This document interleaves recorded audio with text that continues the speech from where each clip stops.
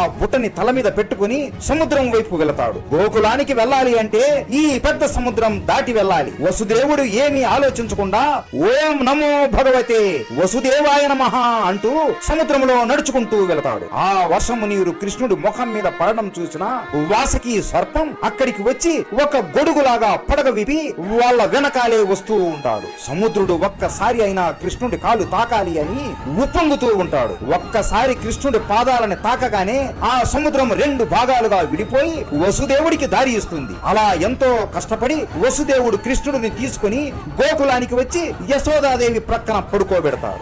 ఇలా కృష్ణుడు జన్మించిన ఈ రోజుని మనం ఇప్పుడు శ్రీకృష్ణ జన్మాష్టమిలాగా జరుపుకుంటున్నాం. ఆ తరువాత ఏం జరిగింది, కంసుడు ఏమయ్యాడు, దుర్గాదేవి కంసుడిని ఎలా బెదరగొట్టిందో తెలుసుకోవాలి అంటే మా ఛానల్లో పెద్ద వీడియో పెట్టాము, చూసేయండి. కృష్ణుడు అంటే మీకు ఇష్టమా? ఉంటే జై శ్రీకృష్ణ అని కామెంట్ చేసి సబ్స్క్రైబ్